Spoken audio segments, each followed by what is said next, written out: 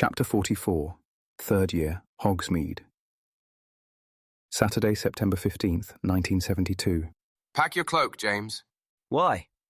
You never know, do you? Fine, but I doubt we'll want it.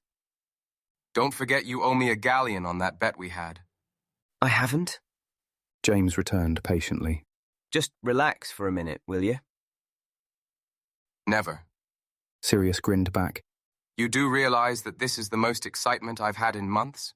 I wasn't even allowed to go to Diagon Alley this summer. You had more going on than I did. James replied resentfully. You at least had all that betrothal drama. My family's so boring. Shut up, Potter. Your family's amazing and you know it. I definitely had the worst summer. I had a great time in France. Peter piped up, but no one paid him much attention. What about you, Mooney? James asked, as they wended their way down the stairs into the common room. A gang of excited third years was waiting, ready for their first trip to the village. They were watched over with a fond sort of nostalgia by the older students. What about me? Remus asked, pushing away flashbacks to the summer, the memory of wriggling through a tiny bathroom window and landing hard on his knees on the tile below. How was your summer? You haven't told us anything. Nothing to tell, Remus said. More boring than both of yours. No magic. I just read. Well, you're all coming to mine for Christmas, James said cheerfully. They began to file out of the common room and head towards the front entrance. Same as last year, yeah? Moon's on the 10th of December, so we don't even have to worry about that. Remus gaped. How do you know when it is? He hadn't even looked that far ahead yet. Told you, we were bored other the summer. Sirius elbowed him. We looked it up for the next few years. But why? Remus was torn between feeling very touched and somewhat violated. It wasn't for them to worry about. It was his own private problem, and always had been. It's like Quidditch, James said. Whenever anything was important to him, he compared it to Quidditch. You've got to know your team's weaknesses in order to work to their strengths. If you say so, Remus replied, glumly, not wanting to talk about it much more. He had hoped that once they knew about his condition, there would be no more researching it behind his back, that they could all just get on with things in the way he preferred, which was to ignore the problem completely. The trouble was, nothing was private when it came to James and Sirius. Your whole life was up for grabs. Remus still wasn't used to this. As hard as he tried to keep up, there were just some things he would never want to share. It was all very well if you were James and had open parents who talked to you and listened to you in return, or Sirius, who was so outgoing and almost entirely shameless. Look who it is. Sirius nudged James, pointing at a dark figure waiting in the archway entrance. Lily pushed past the marauders and went to meet him. Snape. Why are they even friends? James ran his hands through his hair distractedly.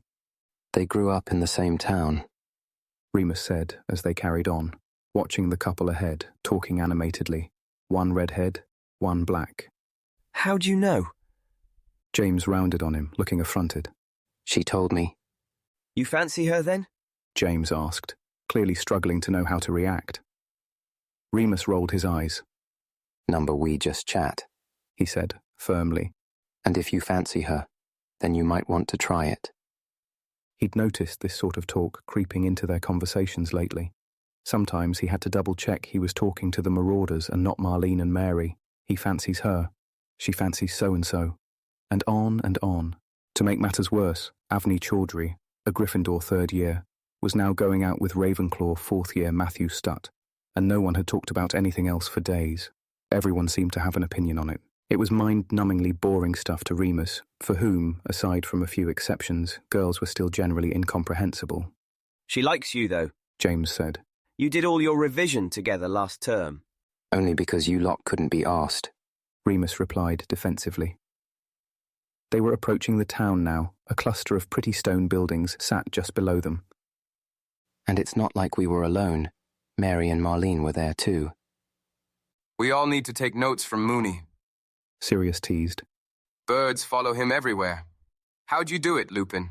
Those big brown eyes of yours.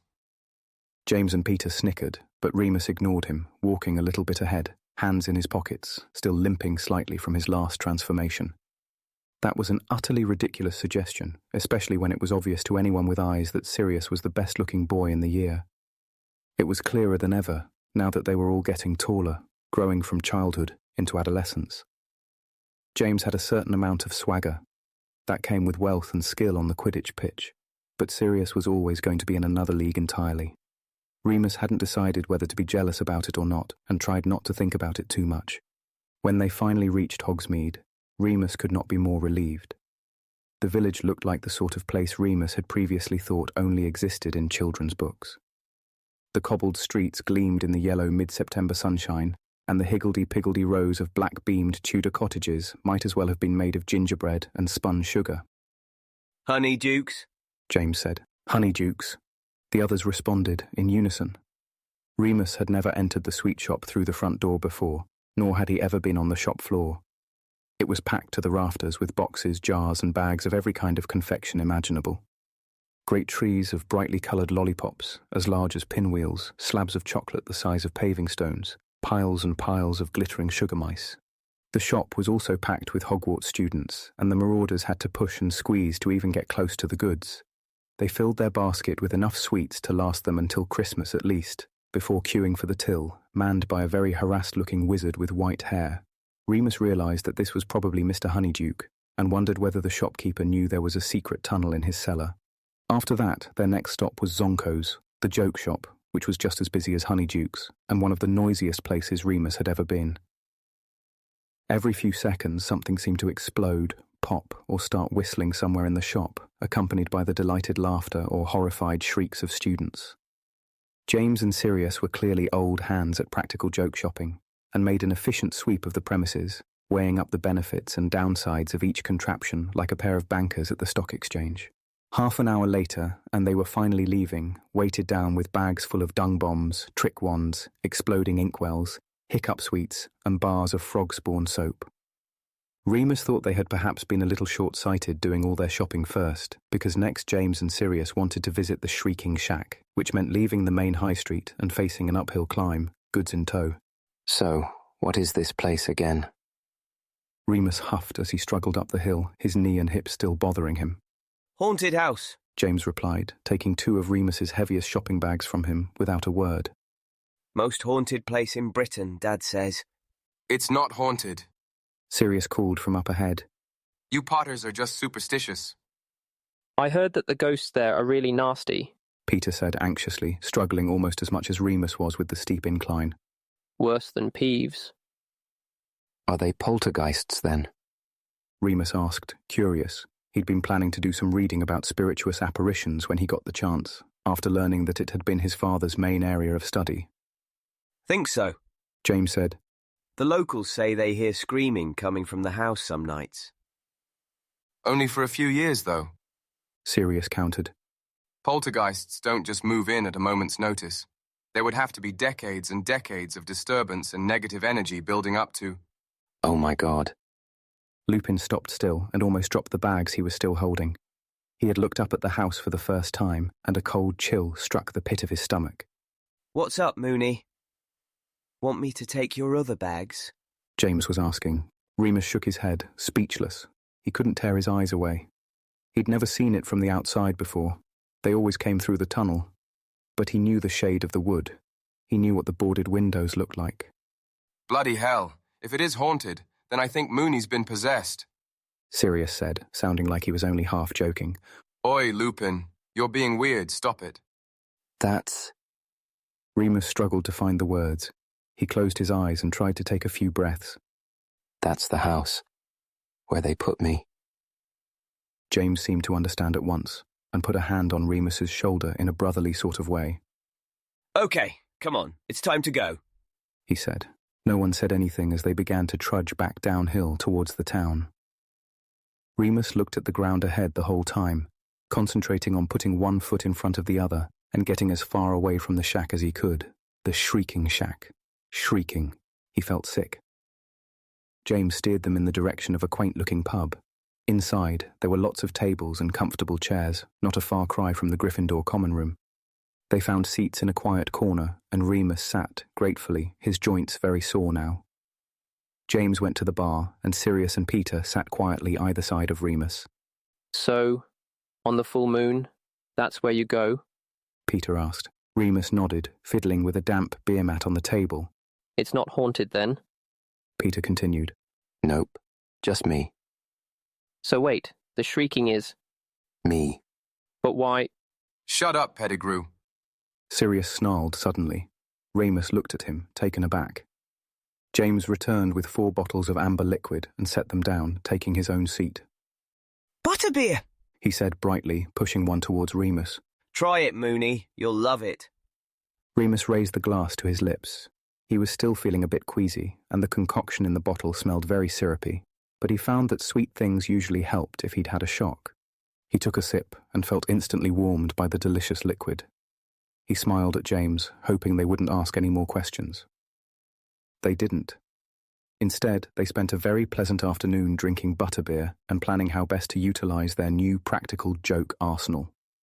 Peter had the unusually brilliant idea of casting a remote timer spell on the dung bombs so that they could be triggered at any time from anywhere in the castle.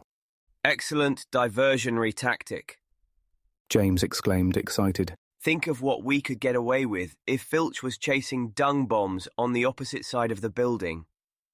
Give us time to work on the map a bit more too, Remus added. You're not seeing the big picture. Sirius folded his arms, leaning back on his chair. We could set them all to go off at the same time. Imagine, we've probably got enough here to hide one in every classroom. Total chaos. Sirius looked so enraptured when he said this that the other 3 were completely taken in, nodding furiously. Oh, let's not sit here, Lily. It doesn't look very clean. A nasty, bitter voice interrupted them. They allow in all sorts, clearly. Sirius snapped forward on his chair, glaring at Snape, who was hovering next to a nearby table. Don't be silly, Sev. It's fine. Lily shook her head, pulling out a seat. All right, Evans. James waved at her compulsively, getting that stupid look on his face. Leave us alone, will you, Potter? Lily tossed her hair. Hiya, Remus. Hi. He waved at her, grinning. He couldn't help enjoying the way she treated the marauders. She was the only one who didn't fawn over them. Ugh. Sirius said, holding his nose, looking at Snape. What is that smell? Potter, did you trail something in on your shoe? James sniggered. Smells more like a dung bomb's gone off. Disgusting. Sirius smirked. Maybe we should open a window. Snape had gone white with rage. Lily put a hand on his arm. Just ignore them, Sev. They're idiots. But Severus would not let Sirius have the last word. How's the family, Black? He asked, his voice wheedling, insidious. Sirius's mouth formed a hard line. Snape continued. Regulus was telling everyone you had quite an exciting summer.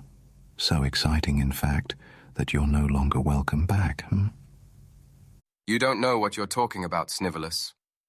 Sirius spat. Remus knew that it was too late now. Sirius had engaged, and there would be no going back. Don't I? Snape raised an eyebrow, clearly thrilled at the reaction he had elicited. Had any post from Mummy this year, Black? Heard anything at all from any of your relatives? Sirius had a very odd look on his face. Remus had the impression that he was realizing something for the first time and trying not to let Severus see it. James looked concerned, no longer laughing. Ignore him, mate, he said quietly. He's a prick. Ignore him. I'm right then. Severus's thin lips curved into a nasty smile. No wonder you follow Potter around like a lovesick girl, when your own family don't want anything to do with you.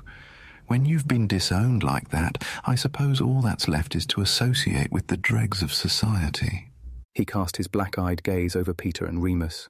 Sirius stood up, knocking his chair back. His wand was in his hand. He must have reached for it while Snape was talking. Remus stood too, his aching bones forgotten as he clenched his fists, ready to beat Severus senseless if Sirius gave the word. Sirius, don't! James went to snatch his wand away. They weren't allowed to perform magic in Hogsmeade. Come on, Severus, let's go. Lily had stood up too and was tugging her friend's sleeve. She looked furious with him, which was a small comfort to Remus. No. Sirius said, his voice unnervingly steady and authoritative. We're leaving. Come on, lads. I can't take this stench much longer. They did as ordered, even James, who only threw one longing look back at Lily on their way out. That was really mature, Potter said, scratching his head as they stepped out of the pub into the warm evening light. Sirius snorted, starting off back to Hogwarts. It's not over, he said fiercely, the others jogging to catch up with his purposeful strides. I'll show him. I'll bloody destroy him. The marauders were at war.